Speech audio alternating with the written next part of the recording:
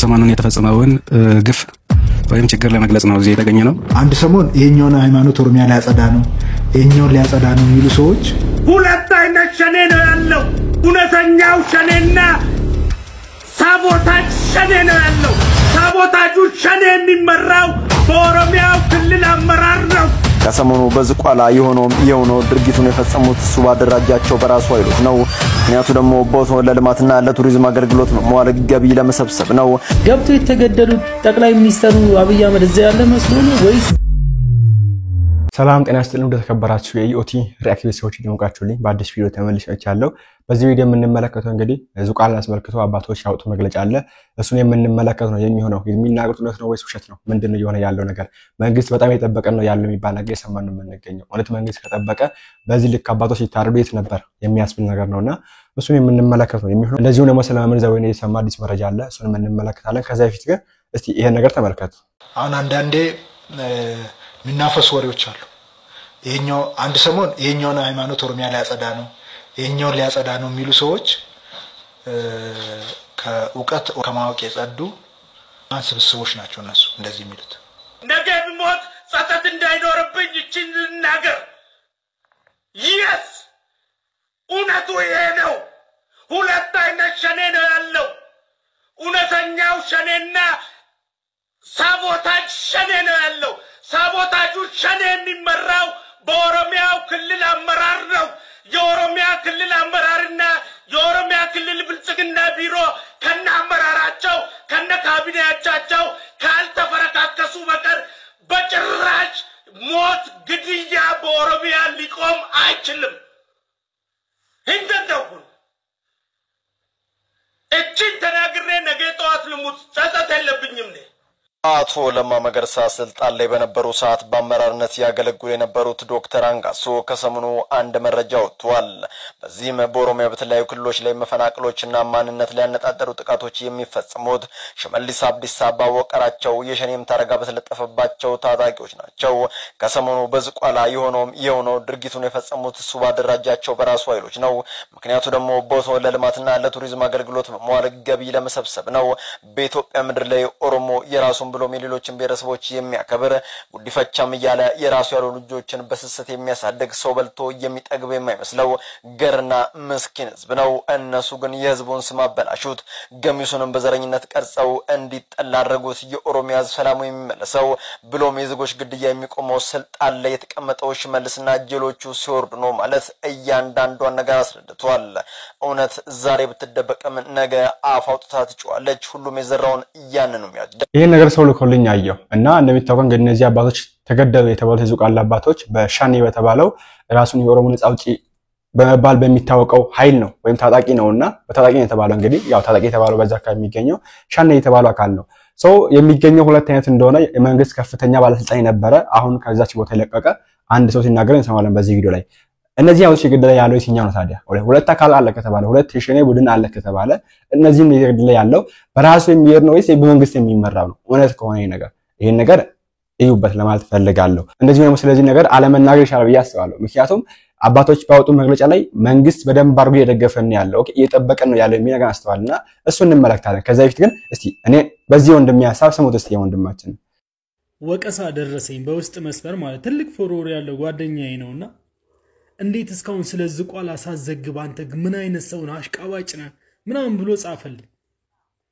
ማሚ ትሙት ነው የምላችሁ። ቪዲዮን ገብታችሁት አንድም አልፖስተትኩም እኔ ስለ ዝቋላ ምንም ነገር አላወራው። ኢቭን ከኔ በታች ያላቸው 1500 300 ፎሎወር ያላቸው በአቅማቸው የተቻላቸውን ቪዲዮ ሰርተዋል። እኔ አንድም ቪዲዮ አልሰራው።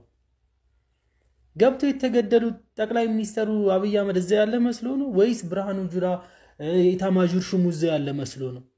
የትኛውን ጀነራል ሊገል መሰለ የገባው? አይደለም እኮ አይምሰል ወዳጄ።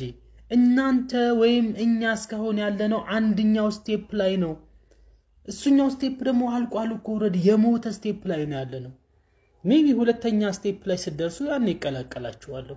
አሁን ግን ደክሞኛል፣ ሰልችቶኛል። በቃ ዝም ማለት ነው የመረጥኩት። ጸጥ እረፍት ማድረግ ነው የፈለኩት። ሀገር የተገነባችው በቤተ ክርስቲያን እንደሆነ ማንም ሁሉም ያውቃል። ኦርቶዶክስ ናት ኢትዮጵያን ያቆመቻት። ስለሆነም ቤተ ክርስቲያን ከጠፋች ኢትዮጵያ ትጠፋለች ተብሎ ስለሚታመን የትኛውንም አይነት ጀነራል ሊገልል ወይም ደግሞ ጫካ ያለው ታጣቂው ቡድን ይህ መነኩሴ እኔን ይገለኛል ወይም ስናይፐር አለው ተኩሶ ይመታኛል ብሎ አይደለም የገደለው ወዳጄ። ገና አንደኛው ስቴፕ ላይ ነውና ለዛ ነው ጸጥ ዝም ያልኩት። ወንድማችን እዚህ በትክክል ማንም ፍለው ገብቶ ነው የገደለው። አብይን ይዘህ ለማግኘት ነው። ኦኬ ታጣቂ የተባለው ወታደር ይዘህ ለማግኘት ነው። ምንድነው ተፈልገው አባቶች ሁሉ የሚጨፈጨፉት የሚል ነገር ማንሳት ይኖርብናል። ምክንያቱም አባቶች በመግለጫቸው ላይ እንግዲህ ያሰማቸው ላይ ያሉት ምንድነው መንግስት የጠበቀ ነው የሚገኘው ጥበቃ ካላርጎልናል ብሎ የተናገሩት። እውነቴው ውሸት አናቅም፣ ተገደው ይሁን ወደሁን አናቅም። እሱ እንደዚህ ነው የተናገሩት። ኦኬ እንደዛ ከሆነ የትኛው የመንግስት ቢሮ ነው በታጣቂ ኃይል መጥተው ሰራተኛው ገለው ሄዱ? ኦኬ አይደለም ሰራተኛው ጥበቃ ውስጥ ተገደለ ሲባል ሰምተን እናውቃለን? አናቅም። ገዳም ላይ ውስጥ ግን በየጊዜው በየቀኑ በየወራቱ በየአመቱ አመት ጠብቆ መጥተው ሲያርዱ ሲጨፈጭፉ እንመለከታለን። ጨፍጭፈው ሲወረውሩ እንመለከታለን። ሲያርዷቸው እንመለከታለን።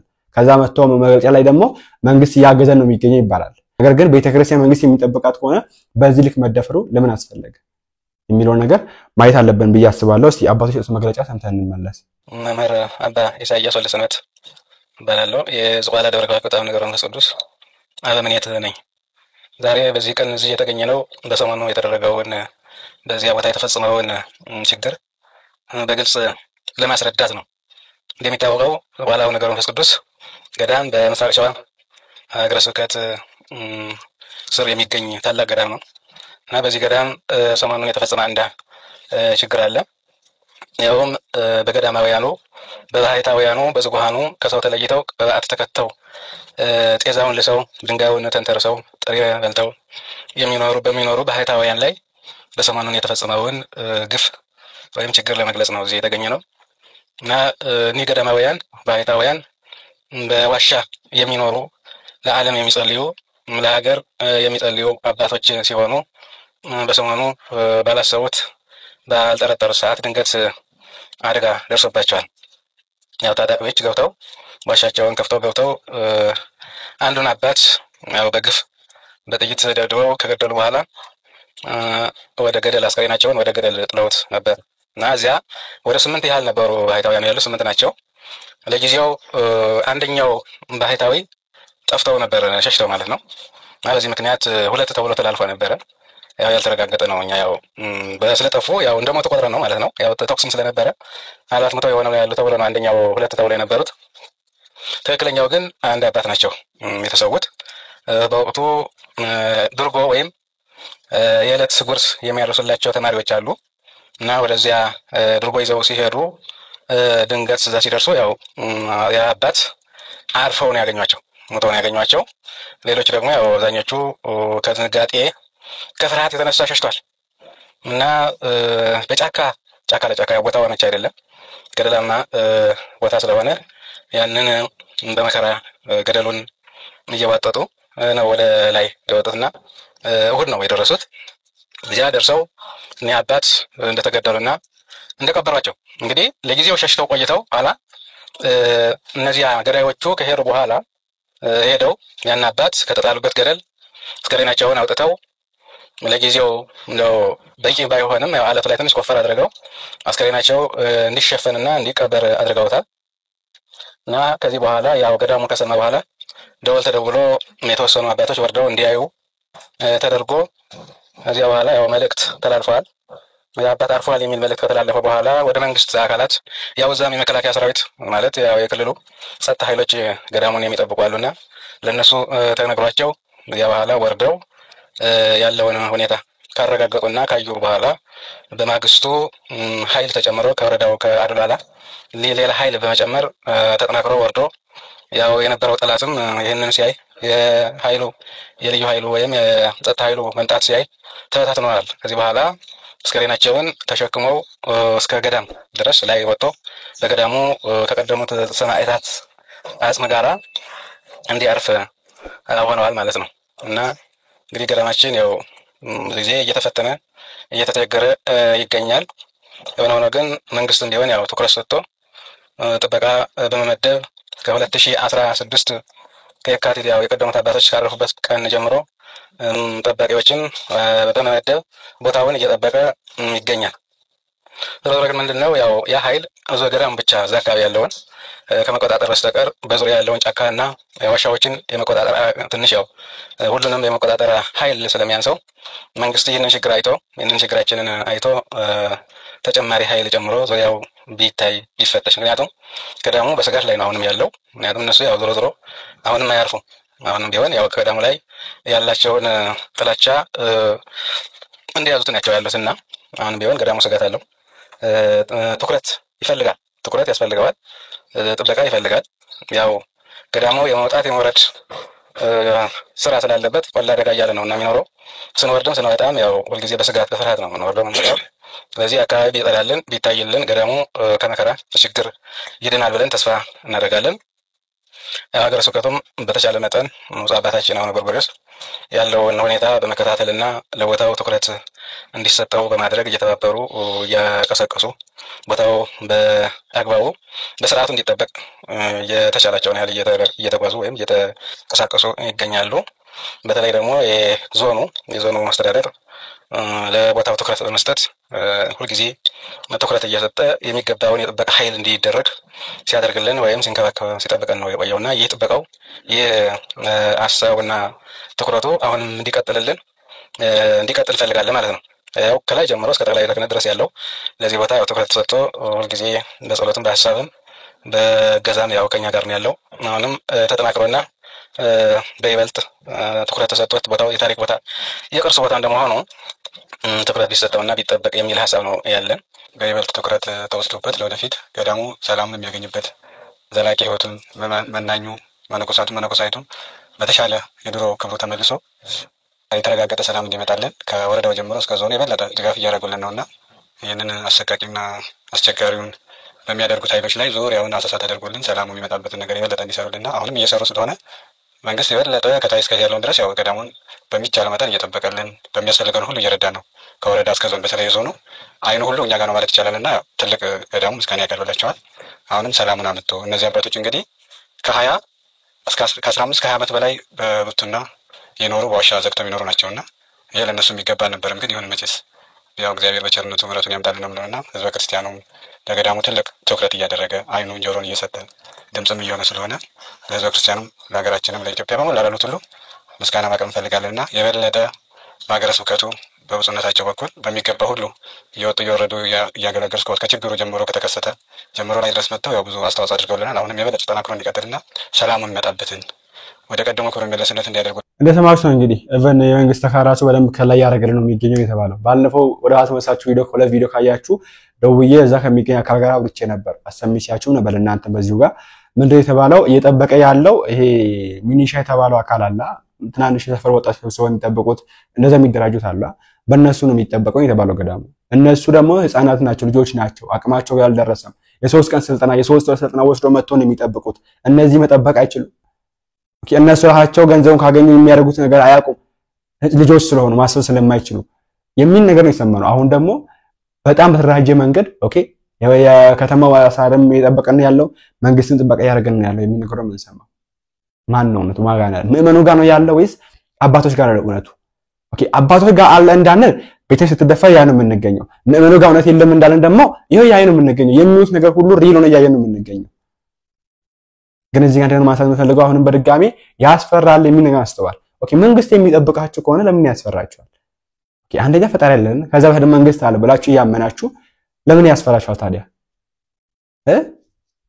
ስለዚህ ይሄ ነገር የሚታይበት እውነት ይታይ መግለጫ ወጣ ብቻ ሳይሆን መግለጫ የወጣ ማን አማክሮ ነው ለማደጋፍ ለማሰማት ነው። ይሄ መግለጫ የወጣው የሐዘን መግለጫ ነው፣ የሆነ መንግስት ማመስገን ነው። አባቶችን ለአባቶች ምንድነው መግለጫ? ዋና ፖይንቱ የዚህ መግለጫ አልገባኝም። ምን ማውጣታችሁ አሪፍ ነው፣ መናገራችሁ አሪፍ ነው። ተናገሩ ግን በተግሳጽ ቢሆን አሪፍ ነበር። እንዲሆናል እንዲያታርጉን ቢባል አሪፍ ነበር። በድፍረት የሚናገር አባት ግን የለም እና በዚህ ጉዳይ እናንተ ማሳስቀምጡበት። ስለምን ዘመን ደግሞ የሰማ ነገር አለ። እሰምተን እንመለስ። ሰላም ለእናንተ ይሁን ወንድሞቼ። ቤተሰቦቼ እንዴት ናችሁ? ሁላችሁ እንደምታውቁት መምህር ደረጀ ዘወይንዬ እንግዲህ ለቤተክርስቲያናችን የቆሙ ሁሉ ነገር ፍለፊት የሚጋፈጡና በተለይ ደግሞ በቤተክርስቲያን ጥቃት ዙሪያ ላይ ደግሞ የተለያዩ ቪዲዮዎችን በመስራት የተለያዩ እርዳታዎችን በገዳም ዙሪያ ላይ ደግሞ ያላቸው ጥልቅ ዕውቀትን እንዲሁም ደግሞ የገዳም አባቶችን የተለያዩ ዶኔሽን በመስጠት እየረዱ ያሉ ብዙ ስራ እየሰሩ ያሉ እንግዲህ መምህር ናቸውና ከሁለት ከ3 ቀን በፊት እንግዲህ ከኦፊሳቸው ከሚሰሩበት ቦታ ሲወጡ 4 ግለሰቦች የመንግስት ደህንነት አካልን ብለው መታወቂያ አሳይተው እንግዲህ ምንም ባላጠፉትና ምንም እንግዲህ ባላደረጉት ሁኔታ እንግዲህ ወስደዋቸው ያልታወቀ ቦታ እንግዲህ አስረዋቸዋል ማለት ነው። የት እንደወሰዷቸውም አይታወቅም ማለት ነውና እንግዲህ ትላንትና አንድ ግለሰብ ተፈተዋል 50,000 ብር እንግዲህ ቀብድ ሰጥተው ተፈተዋል ብሎ የሆነ ኮሜንት አይቼ ነበር። ግን ይሄ ተባራሪ ወሬም ሊሆን ይችላል። እሳቸው ወጥተው ወይ ባለቤታቸው እስካልነገሩን ድረስ ያው ድምጻችን ለማሰማት ነው። እኚንቁ መምህር ናቸው። በእውነት ሊደነቁ የሚገባ በብዙ ጉዳዮች ላይ እንግዲህ ድምጽ እየሆኑ በዛ ላይ ደግሞ ሀገራችን ላይ እየተስፋፋ ያለው እንግዲህ የግብረ ሰዶማውያን አጀንዳ ሁሉ ፍለፊት በመጋፈጥ ላለፉት አመታት ምን ያህል እንደሰሩ ታውቃላችሁና አሁን እንግዲህ ያው እውነት የሚናገር ሰው አይወደድም እንደምታውቁትና 4 ግለሰቦች የደህንነት አካልን ብለው ወስደዋቸዋልና ያሉበት ሁኔታ እስከሚታወቅ ድረስና መፈታታቸውንም ያለ መፈታታቸውንም ብቻ የሚያውቁ የቅርብ ሰዎች በደንብ እስከሚነግሩን ድረስ እናንተ በጸሎታችሁ እንድታስባቸው ለማሳሰብ ነው። እንግዲህ የኛ የጦር ዕቃችን መሳሪያችን ጸሎት ነውና ጸሎታችሁ አይቋረጥ። በተለይ ደግሞ እንደዚህ ፍለፊት የሚጋፈጡ አባቶችን ከኛ የሚጠበቀው ምንድነው? እነሱን በጸሎት መደገፍ ነው። እና ስለመምህር ዘወይንዬ ያለው ነገር ይሄ ነው። ተፈቷል የሚል ነገር ሰምተናል። በዋስ ነገ ይፈታል የሚል ነገር ሰምተን ነበር። እስካሁን ምንም አልሰማንም። ከሳቸው አንደበት እስክንሰማ እንግዲህ እንጠብቃለን። እንደዚሁ ደግሞ ነጋሽን መካተላችሁን እንዳትረሱ፣ በጣም ስለሚቀራረብ ማለት ነው። አዲስ ነገር ካለ በሳቸው እንደጀላችሁ የሚቀርብ ነው የሚሆነው። ግን ይሄ መግለጫ የወጣው ለምን እንደሆነ ስላልገባኝ የተረዳችሁ ካላችሁ መግለጫውን በኮሜንት ላይ አስፍሩልን። ማን ደግፈው ማን ተቃውሞ ነው የወጣው? ኦኬ እኛን ነው የሚቃወመው መንግስት ጋር ላይ ያደርግላችሁ ያለን አባቶች እያልን የምናሰማው የኛ ድምጽ ነው የሚቃወመው ወይስ ራሱ መንግስትን ነው እየተጠበቀ ያልክ አይደለም ይብሮ የተቃወመ ያለው ወይስ እውቅና ነው የሰጠው ያለ መንግስት ለከተማ ሰው እውቅና ነው የሰጠው ያለው ወይስ የገድለ ተባለው በሁለት አካል ለሚመራው አካል ነው እውቅና የሰጠው ያለው ምንድነው የሆነ ያለ ብሎ ነገር ተረዳችሁ በኮሜንት ላይ አስቀምጡልኝ። በቀጣዩ ድረስ ከነጋኝ ድረስ እንግዲህ የእግዚአብሔር ሰላም ከናንተ ጋር ይሁን። እግዚአብሔር አምላካችን ይጠብቀን። ቸር ቆዩልኝ። እንደምን አላችሁ ኦርቶዶክሳን ክርስቲያኖች፣ ሰላማችሁ ብዝት ይበል። እኔ የምላችሁ ተስፋ ቁርጥ ታደርጋላችሁ አይደል? ድክም ይላችኋል አይደል? እየሆነብን ባለው ነገር በሚሆንብን ነገር ለወደፊቱም ስለሚሆንብን ምክንያቱም ዋስትና ስለሌለን አባቶቻችን ሞተው ስታዩአቸው በአደባባይ ደማቸው ፈሶ አጥንታቸው ተከስክሶ ጭንቅላታቸው በድንጋይ ተፈጭቶ አይናቸው ወጥቶ ስታዩ ድክም ይላችኋል አይደል? ተስፋ ትቆርጣላችሁ። መቼም እኔ የሚሰማኝ ስሜት ነው የሚሰማችሁ ነው። ሞታችሁን ትመኛላችሁ አይደል? የዚህ ሁሉ መከራ መንስኤው ማን እንደሆነ ታውቃላችሁ? እኔ እናንተ ነን። እኔ እናንቺ ነን። ወንድማለ እኔ እናንተ ክርስቶስን ለብሰናል። ማን መስለው ከሆነ አባት ስለሆነ ይቀጣናል። በእኔና በአንተ ክፋት የሚወዳቸውን ወዳጆቹን ይዞ ይሄዳል። ለምሳሌ እነዛ አባቶች ሄዱ አይደል? በብርሃን ውስጥ ይመላለሳሉ። እኔ እናንተ ይሄው ሞት እየተመኘን ቁጫል። ሞትን አታገኙአትም የተባለው ተፈጸመብን ማለት ነው። እኔ እናንተ የዓለም ጨዎች ሆነን ጭራቆች ሆነን በዚህ ዘመን አንተ ኦርቶዶክሳዊ ሁነሽ ማንንም ቤቱ ተዘግቶበት የሚውል ሰው መጫወቻ አደረገ። ያንተ አእምሮ ክርስቶስን ማያስብ ከሆነ እስክታስበው እስኪገባ ድረስ ይቀጣል። ውል ወስደናል። አባት ነው ይቀጣናል። ለምሳሌ በብሉይ ኪዳን ጊዜ አሕዛባውያን ነበሩ አይደል? እግዚአብሔርን የማያውቁት ለምንድነው ቅጣት የማይወርድባቸው ነበር? አይቀጣቸውም ነበር። እስራኤላውያንን ይቀጣቸው ነበር። በተራራው ላይ ቃል ኪዳን የገቡት ወደ ከነዓን እስኪገቡ ድረስ ሙሴን ጨምሮ በጣም ብዙዎቹ ሞቱ፣ በእባብ ተነደፉ። ለምን? ቃል ኪዳን ወስደናል። አንተን እናመልካለን እንገዛለን ብለናል። አሁንስ ቤተክርስቲያንን ሰርቶልን ሄደ። ክርስቶሳዊ ሆን ካልሆንስ ምናጭበረብር ከሆነስ ምናስመስል ከሆነስ ይቀጣናል። አባት ነው። እስኪ ገባን ድረስ ሞት እስክንመኝ ድረስ ደግሞ ሞትን ማይሰጠን ሞትም እኮ በእጁ ያለ እሱ ጋር እኮ ነው ያለው ሞትም እኮ ሲታዘዝ ነው የሚመጣው እኮ አየው እንድባል አንተ ከፍ ብለህ ስትበር ነው የሚያምርብህ ማንንም ቤቱ ተዘግቶበት የሚውል ሰው መጫወቻ ያደርግህ ካንተ ሐሳብ ይፈልቃል እንጂ የማንንም ሌላ ሰው ሐሳብ ወደ አእምሮ ውስጥ አይመጣም ምክንያቱም አንተ በመንፈስ ቅዱስ የተሞላ ነህ ኦርቶዶክሳዊ ወንድሜ አንተ የቅዱሳኑ ልጅ ነህ እንዳል ነገር ሁሉ ፖዚቲቭ ነው ከሰማያዊ ነው የሚቀደው ዓለምን አትመስልም ዓለምን የምትመስላት ዓለም እንድትሆን ማጣፈጫ ጨው ሆነ ነው አንተ ባትኖር ቻለም እንደ ሰዶም ትጠፋ ነበር አሁን በዚህ ሰዓት እያየነው ነው አውሮፓ ሰዶምና ገሞራን ያወረደ ኃጢአት እየሰራ በአደባባይ አሁን የቀረነው እኔ እናንተ ነን በዛች ሀገር ላይ የተጀመረው ፕሮጀክት እኔ እናንተን ዝም ማሰኘት ነው አንተ እኔን ከልብ ማትወደይ ከሆነ በተራ የጎጥ ፖለቲካ ፈልገ ምትገለይ ከሆነ ምንድነው የሆነው ንኩ ግራም ይገባይ ማለት ነው አንድ ቤቱ ተዘግቶበት የሚውል ሰውዬ እንዴት በጎጥ እስክትጋደል ድረስ ይሰብካል እንዴት የገዛ ወንድምን እስክትገል ድረስ ክርስቶስን የለበሰው ወንድምህን በተለይ ደግሞ አንተ ነቅተ ተምረ ሱፍ ለብሰ ተመረቀ እንዴት ወንድምን እስክትገል ድረስ ይሰብካል ታምር እኮ ነው ምንድነው የሆነው እኔ እኮ አንዳንዴ ማለት ነው እንደዚህ አይነት ነገር አምሮ የማያስብልኝ ቢሆንስ እንደው ምን አለ ዝም ብዬ እንደው ዲዜብል ሁኜ ጸጥ ያልኩ ማላውቅ ቢሆን እንደው ደስ ባለኝ ነበር እንዴት ሰው ፕሮጀክት ይጣፋዋል እንዴት ጦርነት በሰሜኑ በኩል ሆኖ ኦርቶዶክሳዊ ክርስቲያኑ ብቻ እንዲሞት ፕሮጀክት ተደርጎ ሲሰራ እንዲሰው አይገባው እንዴት በአንድ ላይ ቆሞ እንዴት ነው ይሄ ነገር እንዴት ብሎ አያስብም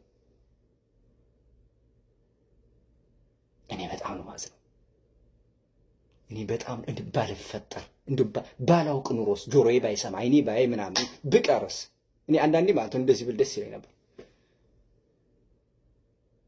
እስኪ አስተውሉ እስኪ ማንንም ሰው እየመጣ ያንተ አእምሮ ውስጥ የሆነ ነገር እየጻፈ እያጠፋ እንደገና መጥቶ እየጻፈ እያጠፋ እንዴት አንድ ክርስቲያን የሆነ ኃጢያት መድረክ ላይ ቁጭ ብሎ ልብስሽን አውልቂ ሻወር ግቢ እስኪ ወደ ጎን እንደዚህ ወደፊት ሁኝ ይያል ቁጭ ብሎ እንዴት የልጅ ኃጢያት ይሰራል እኔ እናንተ እኔ ኃጢያት በደለኛ ነኝ በጣም መከረኛ ኃጢያተኛ ነኝ በሰው ፊት መቆም አልችልም ግን እንዴት ለልጅ የሚተርፍ ኃጢያት በአደባባይ ይሰራል ቁጭ ብዬ መከራ እኮ ነው እኔ ወገኖች ባካችሁ አስተውሉ ይቅርታ አድርጉልኝ ማርያም